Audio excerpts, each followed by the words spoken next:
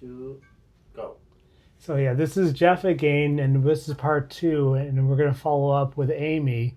And earlier, she was giving me her philosophy of love, which was really beautiful, really compassionate, and it led me to wonder about the idea of compassion fatigue, and a lot of caregivers have that. So I was going to ask Amy an open question on like how do you deal with being a loving person and not being taken advantage of. So this is actually really relevant to my profession. I'm a home care PSW, and one of the challenges that I encounter is having to set boundaries with my clients. Also, in my personal life, regularly, people ask me things that are beyond what I'm able to provide for them and this sort of thing. So protecting my own peace is one of the greatest ways that I can show love to another human being, taking care of myself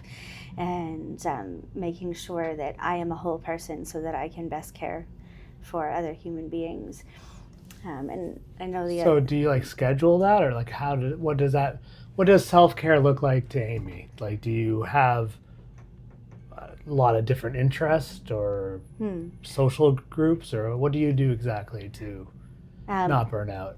Well, I have a weekly meeting that takes care of my spirituality. I make sure that I get 8 hours of sleep every night without Yes. question. I nourish my body so that I have the strength and energy. I do yoga classes so that I can be strong and flexible to do my job. As far as interests and hobbies, this sort of thing, I like to crochet. Sometimes I have, a few minutes in between clients and I'll just, throw a few knots and, end up with a beautiful blanket at the end. And I also, I'm going to school right now. So That's fair, yeah. taking care of my own education and making sure that I'm meeting my own needs in the meantime is definitely important. So if you're in a high pressure situation, how are you able to access that loving part of yourself and not like, we all have a fight or flight mechanism and not get into like meeting negativity with negativity? Like, how do you do that when it's like you don't even have a time to prepare?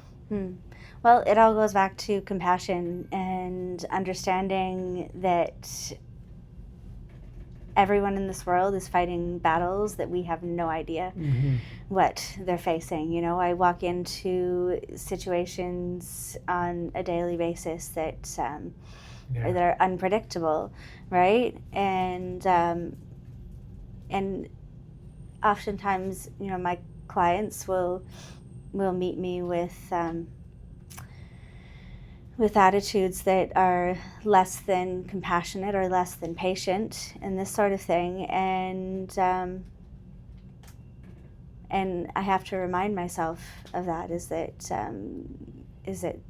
they're fighting battles. I'm there for a reason, because they are people who are specifically in need of care. They've been identified in our healthcare system as people who have these physical needs that I have no realm of understanding about. So you can have compassion for somebody, that's fair, but how do you not take home when they're emotionally dumping on you? Like how, I get the idea of being compassionate.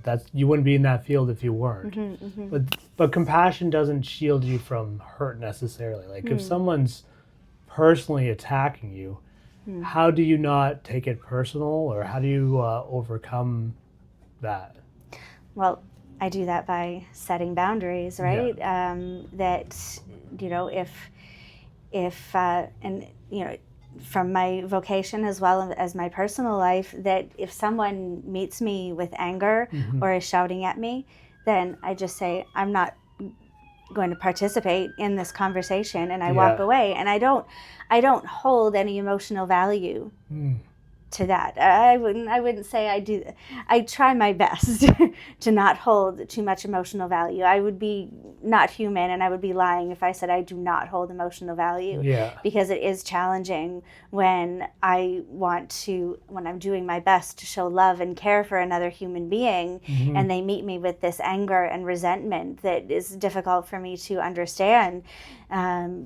That yes, there is some hurt involved in that, right? And it does take some healing. But I find when I remind myself over time to come back to compassion, that I'm able to win the battle within myself. And understanding that the frustration and the anger that I feel, it's not from them. They're not causing that anger and frustration.